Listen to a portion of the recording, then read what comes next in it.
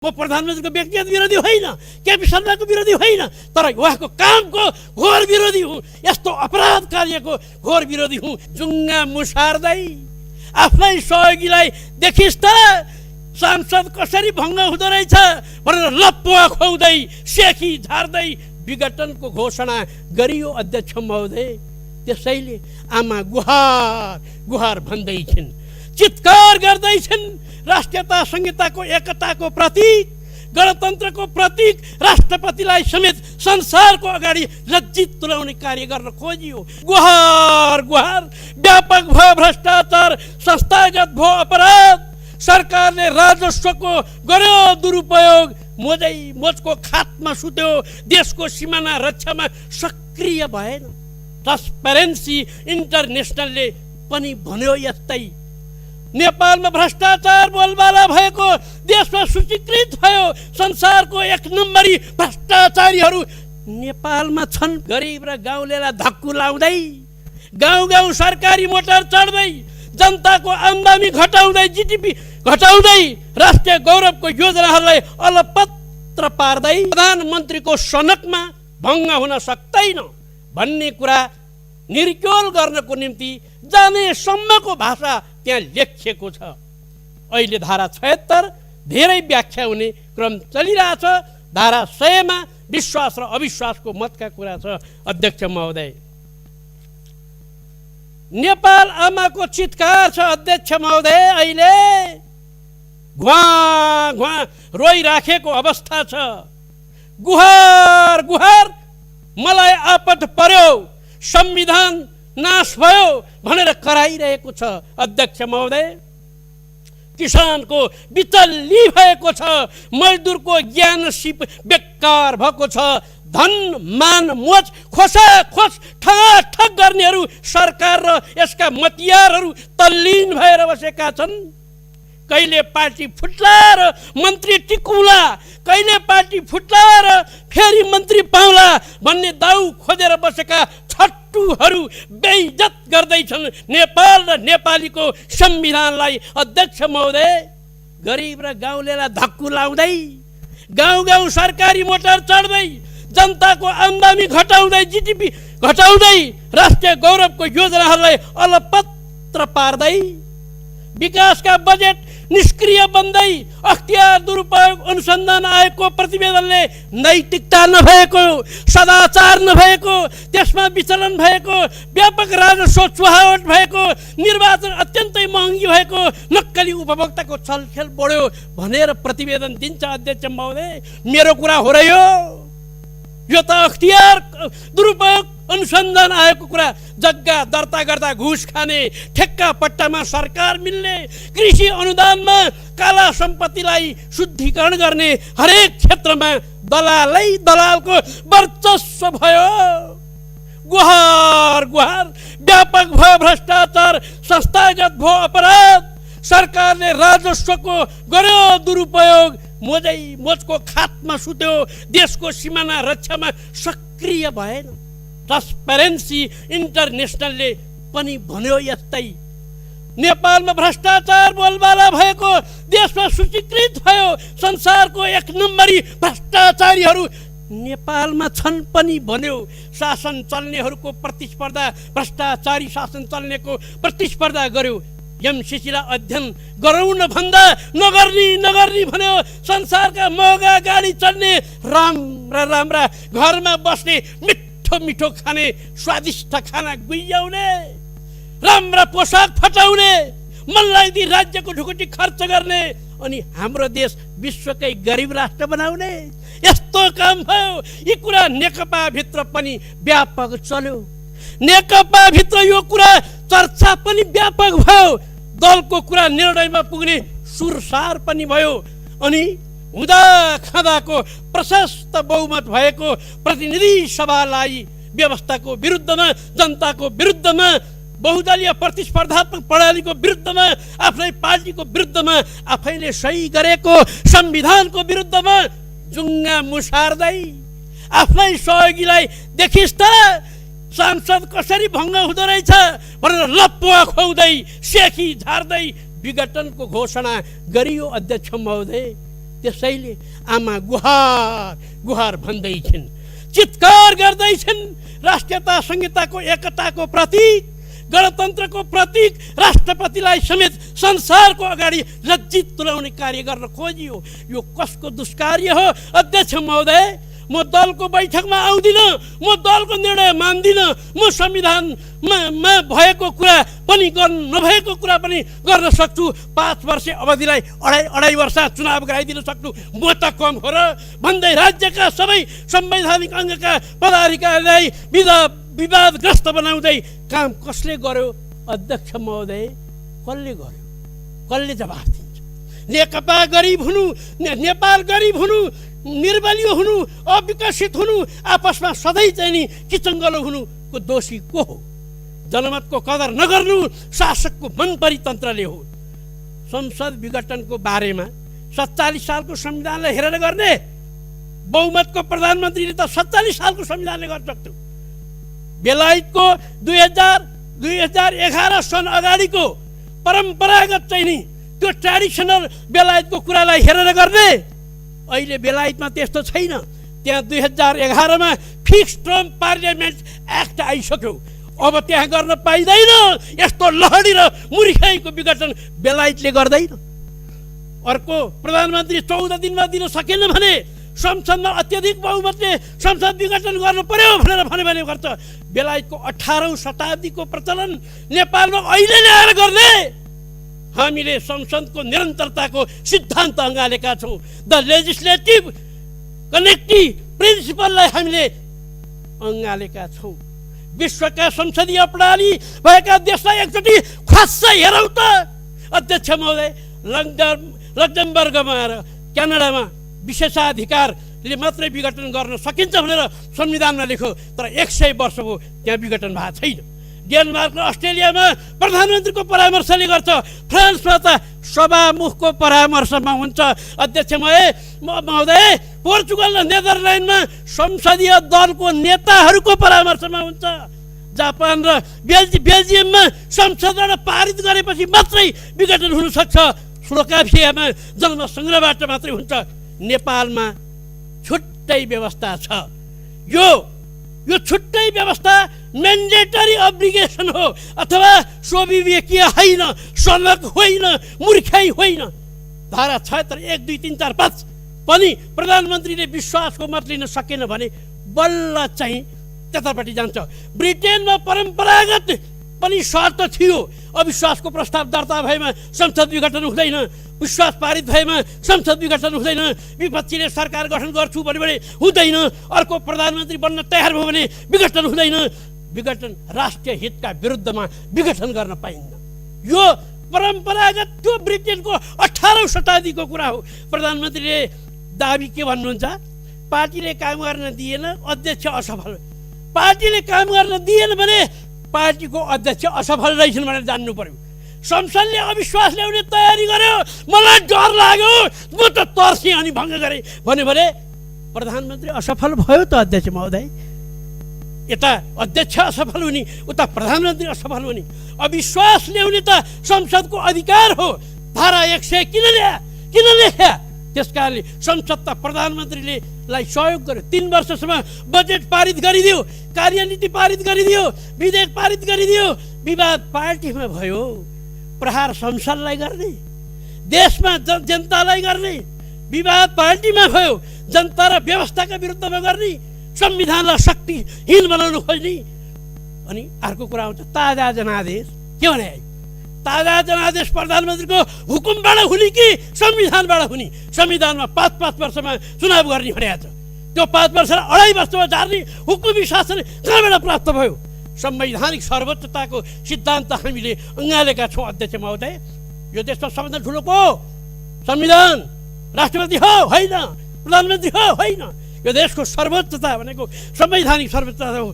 अब सबै अङ्गहरू अनास्था हुँदैछन्। ताजा जनादेशपछि आउने प्रधानमन्त्रीले 3 महिनामा संसद विघटन गर्ने भयो। त्यसकारण अब हुने भयो के बरी भने के हो, कालपालको भन्ने पो डर हुन्छ भन्ने उखान छ नि, हो भने जस्तै अब 3 महिना पछाडि कुनै युगमा चुनाव भयो, वैशाखमा 1 हुन्न, 2 हुन्न, 3 हुन्न, प्रधानमन्त्री ले फटा बोल्यायो भने साबित हुन्छ।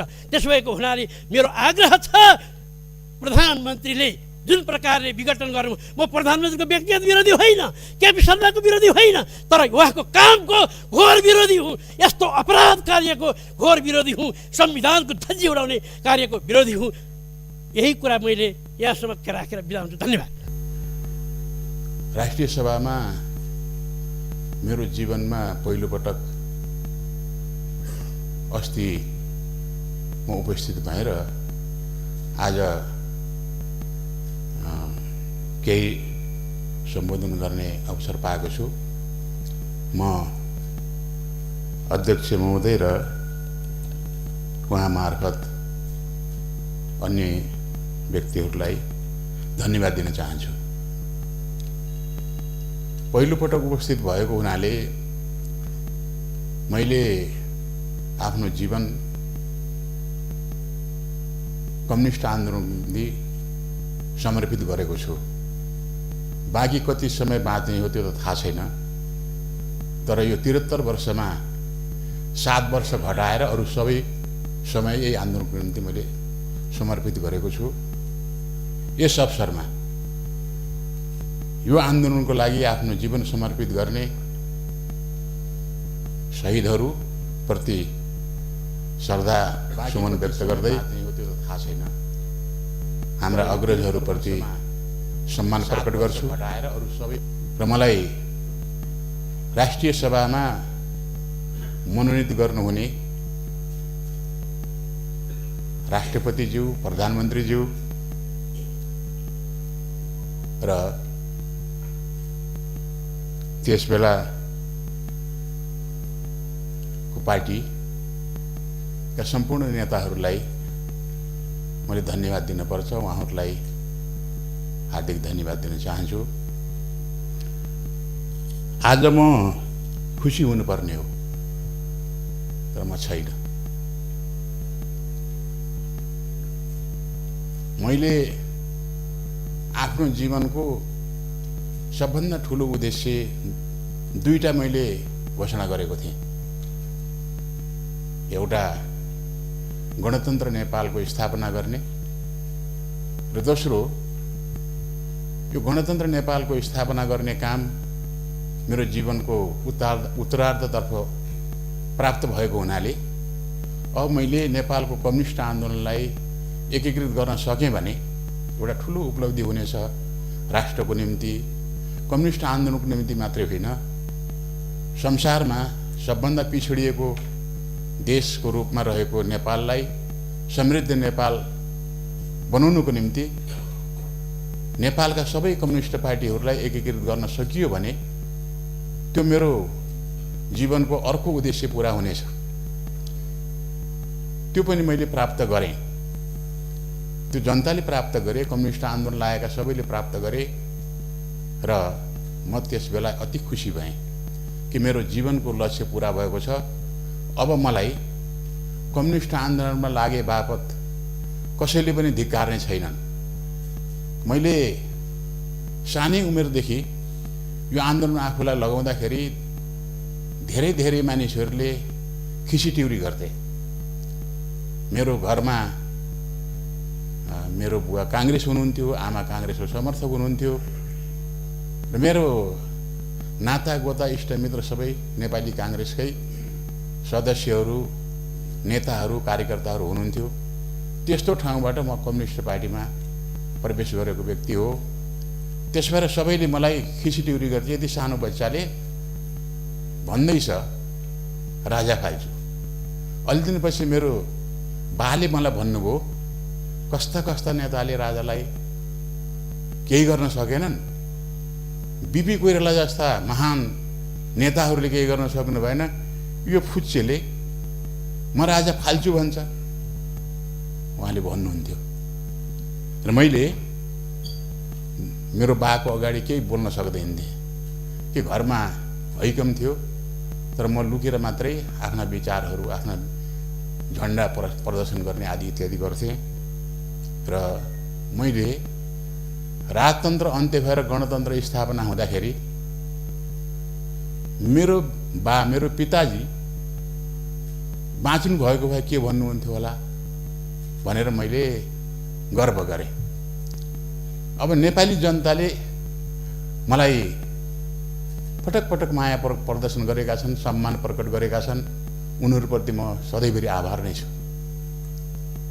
तर त्यही पार्टी आज विभाजित छ। मैले कुनै औचित्य देख्दैन विभाजनको, कुनै पनि एउटा पनि औचित्य देख्दैन। म पार्टी एकतापछि पार्टीको सचिवालयको एउटा सदस्यको नाताले मैले धेरै विषयहरू उठाएँ। पार्टीका नेताहरूका कार्यशैलीका सम्बन्धमा पनि मैले सुधारको निम्ति धेरै अनुरोध गरेँ, तर पनि त्यो कार्यशैली सुधार हुन सकेन र म विभिन्न कारणले एउटा विरोधी जस्तो भएर प्रकट भएँ। तर मैले अविश्वासको प्रस्तावबाट आफ्नै पार्टीको नेतालाई पराजित गर्ने यस्तो किसिमको काम होला भन्ने मैले सोचेको थिइनँ र गएको 8-9 महिनादेखि मैले निरन्तर आलोचना गर्ने समूहभित्र बसेर पनि पार्टी एकतालाई जोगाउनको निम्ति मैले अविश्वासका प्रस्तावलाई असफल गराएको थिएँ। म त्यसमा सामेल हुन सक्दैन भनेको थिएँ। पार्टीमा विभिन्न आरोप प्रत्यारोपहरू सहितका पत्रहरू राख्दाखेरि पनि मैले यो एउटा सुधारको निम्ति सम्भव उपाय हुन सक्छ भनेर मैले राखेका थिएँ। तर अविश्वासको प्रस्ताव लैजाँदाखेरि मलाई सोधिएन। यसपटक मलाई थाहा थिएन कि 5 गते अविश्वासको प्रस्ताव जान्छ भनेर। प्रधानमन्त्रीको म कटु आलोचक हो। उहाँको कार्यशैलीले नै हाम्रो पार्टीमा धेरै धेरै विवादहरू उत्पन्न गराएका हुन् र उहाँ मेरो 43 वर्षदेखिको सहयोद्धा पनि हो, मेरो मित्र पनि हो र उहाँलाई मैले धेरै पटक सुझाव राखेको छु यो शैली सुधार गर्नुपर्छ भनेर। उहाँ प्रधानमन्त्री 2 पटक हुनुभयो। 2 पटक मैले धेरै अनुरोध गरेँ। कति मेरा सुझावहरू उहाँले ग्रहण गर्नुभयो, कति ग्रहण गर्नु भएन। तर उहाँले पनि मलाई मित्रको रूपमा नै सधैँभरि सम्मान गर्नुहुन्छ, आज पनि गर्नुहुन्छ। तर यसपटक प्रतिनिधि सभा भङ्ग गर्दाखेरि म एउटा कम्युनिस्ट आन्दोलनको योद्धा, आफ्नो जीवन समर्पित गरेको, आफ्नो किसिमले भूमिका खेलेको, सायद नेकपा एमाले भित्र सबभन्दा बढी संगठन निर्माण गर्ने र नेताहरू, कार्यकर्ताहरू, पार्टी सदस्य निर्माण गर्ने भित्र म पर्छु होला। अत्यन्त कठिन परिस्थितिमा हामी एक ठाउँमा छौँ। तर उहाँले सोध्नु भएन, मलाई थाहा थिएन। उहाँले पटक पटक भन्ने गर्नुभएको थियो कि यो मलाई अविश्वासद्वारा बर्खास्त गर्ने काम, प्रधानमन्त्रीबाट बर्खास्त गर्ने काम गर्नुभयो भने त्यो दुर्भाग्यपूर्ण हुनेछ। मैले उहाँलाई सल्लाह दिएको थिएँ, पार्टीमा जब अल्पमतमा पर्छन् नेताहरू, प्रधानमन्त्री नै भए पनि राजीनामा दिनुपर्छ। पार्टी जोगाउनको निम्ति अन्तिम पटक पनि उहाँको निम्ति त्यो अवसर थियो। अविश्वासको प्रस्ताव लगिरहेका थिए भन्ने थाहा पाएपछि मैले सोचेँ म त्यो ठाउँमा भएको भए के गर्थेँ होला भनेर सोचेँ। नभएको भए त्यो अविश्वास प्रस्ताव दर्ता गर्नुभन्दा पहिले नै मैले राजीनामा दिन्थेँ।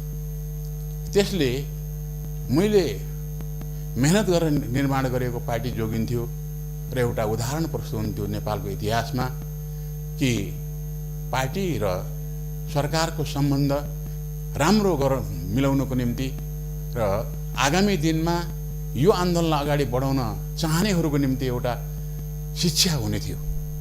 मैले त्यस्तो सोचेँ। त्यस भएर मैले समर्थन गरिनँ।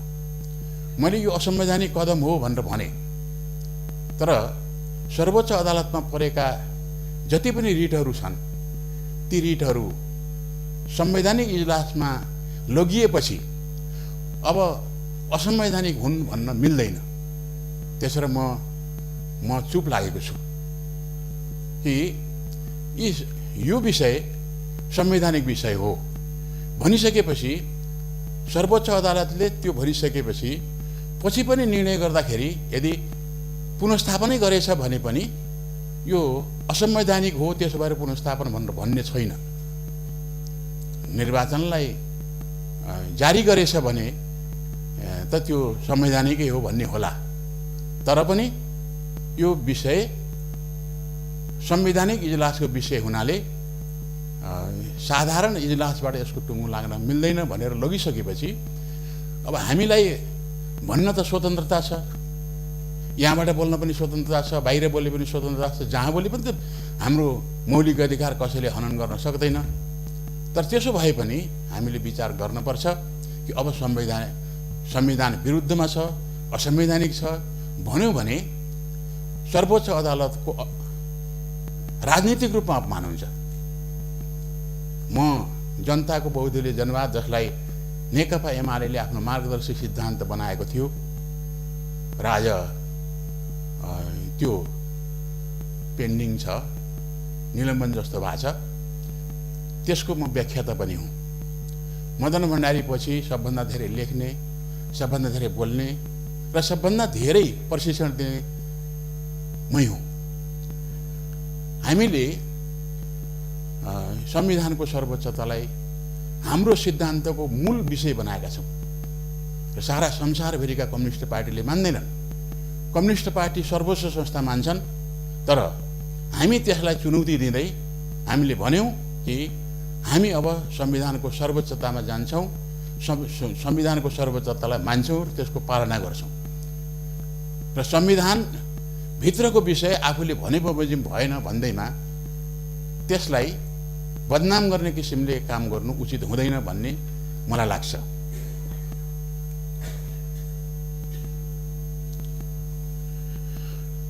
आज हाम्रो पार्टी दुई समूहमा विभाजित छ र म कुनै पनि समूहमा छैन,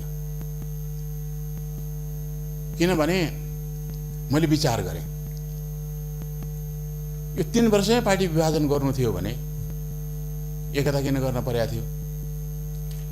पार्टीभित्र अन्तर्विरोधहरू हुँदैनन् भनेर कसैले कल्पना गर्छ भने त्यो जतिको मूर्खतापूर्ण निष्कर्ष अरू हुन सक्दैन। पार्टीको जीवन अन्तर पार्टी सङ्घर्षमा हुन्छ, वाद विवादमा हुन्छ, वाद विवादहरूको निष्कर्ष निस्कन्छ, फेरि अर्को चाहिँ अन्तर्विरोध पैदा हुन्छ। त्यसरी अन्तर पार्टी सङ्घर्षबाट कुनै पनि पार्टी, कम्युनिस्ट पार्टी मात्रै होइन, राजनीतिक पार्टीहरू मुक्त हुन सक्दैनन् र त्यहाँ नेता त्यो हुन्छ जसले ती समस्याहरूको समाधान गर्छ, देखा परेका अन्तर्विरोधहरूलाई सही किसिमले विश्लेषण गर्न सक्छ र त्यसको समाधान दिँदा पार्टीलाई नयाँ जीवन प्राप्त हुन्छ। त्यसलाई त्यस रूपमा प्रयोग गर्नुपर्ने हो। तर आज राजनीतिक रूपमा विभाजित छ र कानुनी रूपमा के हुन्छ भन्न सकिन्न, किन मैले निर्वाचन आयोगले के गर्छ त्यो पनि थाहा छैन। हाम्रो पार्टीको विरोधमा ऋषि कटेलजीले मुद्दा हाल्नुभएको छ र त्यो मुद्दा सर्वोच्चमा छ र निर्वाचन आयोगले हराइदिएपछि नेपाल कम्युनिस्ट पार्टी नेकपा मेरो पार्टी हो र यसलाई खारेज गरिपाउँ भनेर भनेको छ। यदि खारेज भयो भने के हुन्छ होला, यसो मेरो विचारमा के हुन्छ त्यो त थाहा छैन। तर त्यसको निर्णय ऋषि कटेलको पक्षमा गयो भने नेपाल कम्युनिस्ट पार्टी नेकपा सम्भवतः एउटा पक्ष नेकपा एमाले हुने होला, एउटा पक्ष नेकपा एकता माओवादी केन्द्र भन्ने होला र त्यस्तो भयो भने के हुन्छ भन्ने एउटा अवस्था यहाँ छँदैछ। दुवै पक्षमा मैले गल्ती कमजोरी देखिरहेको छु र तर पनि एकताको निम्ति लामो समय प्रयत्न रहेको र त्यसमा मैले गौरव गरेको हुनाले फेरि एकता गराउन सकिन्छ कि भनेर पनि मैले आफूलाई लगाइरहेको छु। एक्लै एकताको माहौल बनाउन सकिन्न कि भनेर म संगठनात्मक संरचना निर्माण गरेर पनि जाने पक्षमा छु र मलाई लाग्छ यो पार्टीको बीचमा एकता अपरिहार्य छ, बुझ्न सकियो भने। तर अवस्था कस्तो छ भने दुईटा समूहका मुख्य नेताहरू नै यसरी उत्रनु भएको छ कि समाजवादी सभ्यता निर्माण गर्ने, संस्कृति निर्माण गर्ने भनेर हामीले भन्छौँ, समाजवादी सभ्यता निर्माण गर्ने भन्छौँ भन्नेहरूलाई लाज लाग्ने गरी आफ्ना विचारहरू प्रकट गर्नुभएको छ, बुझ्न सकियो भने। तर अवस्था कस्तो छ भने दुईटा समूह माननीय रमेशचन्द्र रायमाझी समय 10 मिनट, त्यसपछि माननीय खेमलाल भट्टराई। कि समाजवादी सम्माननीय अध्यक्ष महोदय, सभ्यता निर्माण गर्ने, सङ्घीय संसदको अधिवेशन बोलाउनु पर्ने बेलामा समाजवादी सभ्यता निर्माण गर्ने भन्छौँ हाम्रा देशका प्रधानमन्त्री खड्गप्रसाद ओली उर्फ केपी शर्मा ओलीले सङ्घीय संसदको अधिवेशन बोलाउनुको सट्टा प्रतिनिधि सभाको माननीय रमेशचन्द्र रायमाझी समय यो संविधान, यही संविधान हो नेपालको संविधान। यही संविधान अन्तर्गत निर्वाचनमा निर्वाचित भएर आएको प्रतिनिधि सभाको सदस्य सङ्घीय संसदको उहाँ चाहिँ यो मुलुकको प्रधानमन्त्रीको जिम्मेवारी प्रधानमन्त्री पुग्नुभयो, जिम्मेवारी लिन पुग्नुभयो र उहाँले जसरी यो मुलुकलाई जुन हिसाबले सुखी नेपाल समृद्धि नेपाल, सुखी नेपाली समृद्धि नेपालको सपना बाँड्नु भएको थियो, यही संविधान हो नेपाल र नेपाली जनतासँग मत माग्नु भएको थियो। हामी 3-5 वर्षभित्रमा यो मुलुकलाई समृद्धिको दिशामा पुर्याउँछौँ भनेर 5 वर्षसम्म सरकार चलाउन नसक्ने नेपाल कम्युनिस्ट पार्टी का अध्यक्ष केपी शर्मा लगायत नेपाल कम्युनिस्ट पार्टीका सारा नेताहरू, चाहे प्रचण्ड हुन्, चाहे झलनाथ हुन्, चाहे माधव नेपाल हुन्, चाहे जोसुकै नेता हुन्, र यो पार्टीले जसरी जनताको दिएको मत प्राप्त गरेको थियो र समृद्धि नेपालको सपना देखेको थियो, त्यो बाटोमा गएन यो सरकार। त्यो उद्देश्यमा यो सरकार गएन।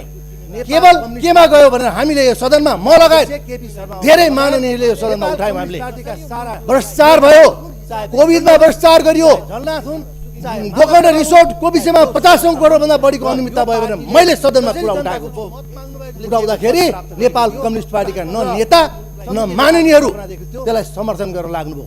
त्यो गरेको भए साँच्चै सरकार भ्रष्टाचारको बाटोमा हिँडिरहेको छ, सरकार अनियमितताको बाटोमा हिँडिरहेको छ भनेर त्यतिखेरको माननीयहरूले, नेपाल कम्युनिस्ट पार्टीका माननीयले सोचेको भए आज सडकमा पूर्व प्रधानमन्त्रीहरू बाटा बाटामा बस्नुपर्ने दिन आउँदै थियो।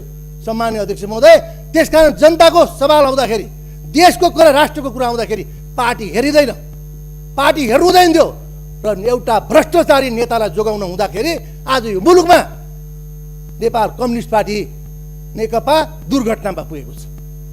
त्यसकारण सम्माननीय अध्यक्ष महोदय, मैले अन्तिममा बोलिसकेपछि यो संविधान नेपालीमा लेखेको छ।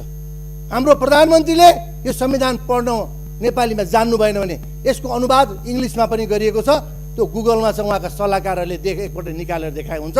अन्तिममा मैले बोलिसकेपछि यो संविधान सम्माननीय अध्यक्षज्यू मार्फत, किनभने संविधानको धारा 76मा राष्ट्रपतिलाई गरिएको छ र 85 भनिएको छ धारा, र कुनै पनि मध्यावधि निर्वाचनको लागि वैकल्पिक सरकार बन्न सक्दैन भने मात्र ती कुराहरूको मध्यावधिमा जान सक्ने अथवा अन्यमा जान सक्ने भनिएको छ। त्यसकारण यो संविधान पढ्नको लागि सम्माननीय अध्यक्षज्यू मार्फत म बोलिसकेपछि अन्तिममा बुझाउँदैछु र प्रधानमन्त्रीसम्म पुगोस् भने पनि आग्रह गर्न चाहन्छु सम्माननीय अध्यक्षज्यू। र एउटा प्रधानमन्त्री हुनको लागि योग्यता चाहिन्छ।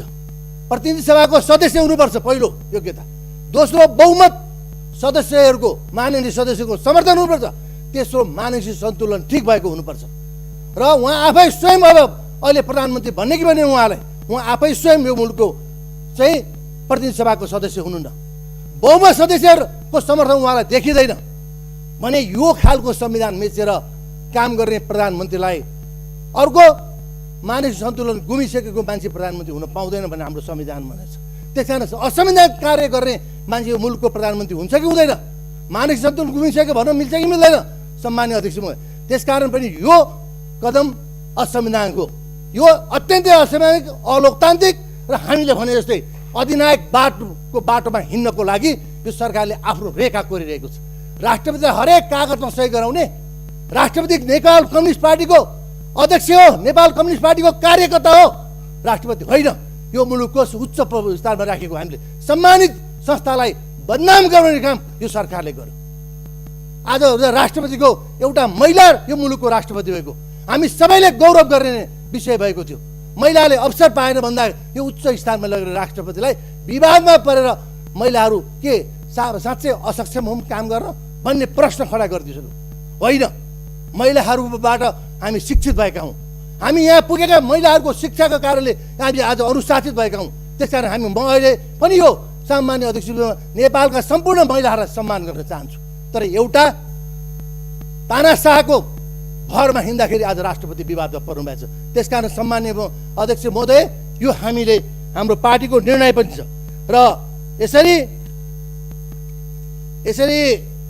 र असंवैधानिक कदम चालिसकेपछि निर्वाचनको कुरो गरिएछ। अगाडि के हुन्थ्यो भने निर्वाचनमा जाने भएपछि त्यो काम चलाउ प्रधानमन्त्रीको रूपमा लिन्थ्यो। अहिले प्रधानमन्त्री मन्त्रीमण्डल पुनर्गठन गरिराख्नु भएको छ। निर्वाचन हारेका मान्छेलाई, निर्वाचनमा पराजित भएका मान्छेलाई ल्याएर मन्त्री बनाइराख्नु भएको छ। संविधान प्रधानमन्त्रीले मान्नु नपर्ने, अरू राजनीतिक दलले संविधान मानिदिनु पर्ने? प्रधानमन्त्री को हो? यो हिटलर हो यो मुलुकको? उहाँले जे मन लाग्यो त्यही गर्ने? उहाँको सबै उहाँको भरमा छन् जनताहरू। त्यसकारण आज राजनीति यो नेपाल कम्युनिस्ट पार्टी मात्र होइन, म एउटा केपी शर्मा ओलीलाई मात्र भन्दिनँ, सारा कम्युनिस्ट पार्टी दोषी छ आज यो मुलुकमा, यो मुलुकलाई यो दिशामा पुर्याउन। त्यसकारण अहिले प्रधानमन्त्रीले कहिले प्रभावित पार्नलाई सर्वोच्च अदालतले हामीलाई दिन्छ। हाम्रो यो संवैधानिक कदम हो भने प्रभावित पार्ने काम प्रधानमन्त्रीले बोल्नु हुँदैन, प्रधानमन्त्रीको क्याबिनेटका मन्त्रीहरूले बोल्नु हुँदैन। सडकमा भएका मान्छेले हरेक कुरा उठाउन सक्छन्, राजनीतिक दलले हरेक कुरा उठाउन सक्छन् जनताको सरकारको विषयमा। त्यस कारण प्रधानमन्त्रीलाई म यो सदन मार्फत भन्न चाहन्छु, तपाईँ अदालतलाई प्रभावित बनाउने काम नगर्नुहोस्। यदि गर्नुभयो भने हुँदैन।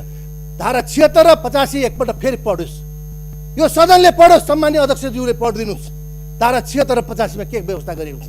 त्यसै धारा हाम्रो परम्परा भनिदिने, परम्परा हाम्रो परम्परा 237 वर्षको परम्परा थियो मुलुकमा, राजतन्त्रले राज सत्ता चलाएको। हामी त्यो परम्परा फेरि ल्याएर राख्ने? आज सडकमा राजाका कुराहरू उठिरहेका छन्, राजाका कुराहरू उठिरहेका छन् बारम्बार। योलाई प्रोत्साहित गर्ने काम कसले गरौँ?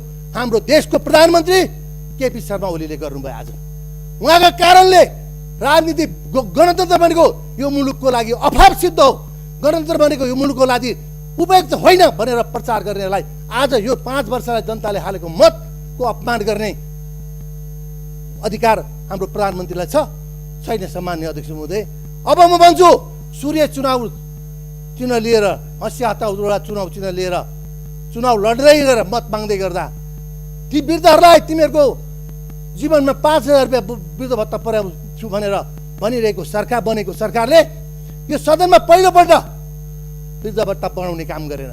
हामीले र सत्तापक्षका केही माननीयहरूले पनि वृद्धहरूको भत्ता बढाइयोस्, किन बढाएन सरकारले भन्दाखेरि अर्कोपल्ट बजेटमा 1,000 रुपियाँ बढायो। 5,000 पुर्याउँछु भनेको भत्ता अहिले सरकार विघटन गरेपछि ती वृद्धहरूप्रति अपमान भएको भएन? सरकारले अपमान गरेको हिजो मत मागेका मान्छेहरूसँग। त्यसकारण यो सरकार हरेक ठाउँमा चुकेको छ, हरेक ठाउँमा भ्रष्टाचार गरेको छ। सरकारले भन्ने सम्मान्य अध्यक्ष महोदय, गरिब जनताले कोरोनाको कारणले उपचार गर्न हस्पिटल जाँदाखेरि उपचारको बेलामा पैसा आफै तिर्नुपर्छ भन्यो। होला राज्यसँग पैसा छैन भनेर हामीले त्यो कुरालाई मान्यौँ, सरकारसँग पैसा छैन होला तिर्नै पर्छ भन्ने होला। तर एउटा गरिबले उपचार गर्न जाँदाखेरि पैसा झिकेर तिर्नुपर्ने, यो समय नपुगिकन संसद विघटन गरेर आज 20 अरब रुपियाँ राज्य ढिकुटीबाट खर्च गर्न सरकारसँग चाहिँ पैसा आउने कहाँबाट आयो? पैसा कहाँबाट आयो? पैसा आज सरकारसँग म सोध्न चाहन्छु। त्यसकारण यो सरकारले गरिबको छातीमा आज टेकेको छ, गरिबलाई अपमानित गरेको छ। हिजो गरिबसँग फकाइ लिएको मतको आज जो त्यो गरिबले जसरी मत हालेको थिए हिजो सूर्य र हँसिया हतौडामा, आज तिनले कल्पना गरिरहेको छन् हामीले कति ठुलो अपराध गरेछौँ। आज आफ्नो हातलाई सिलौटोमा कुच्याउँदैछन् ती जनताहरू। यो स्थिति आयो आज सम्मान्य अध्यक्ष महोदय। त्यसकारण सम्मान्य अध्यक्षज्यू मार्फत यो सरकारले अदालतलाई प्रभावित गराउने काम नगरोस् भन्न पनि म चाहन्छु। र यो जस्तो हामीले संसदले चुच्चे नक्सा हामीले पास गर्यौँ, भूमि हाम्रो भूमिलाई पास गर्यौँ, त्यो भूमि हाम्रो हो भन्यौँ।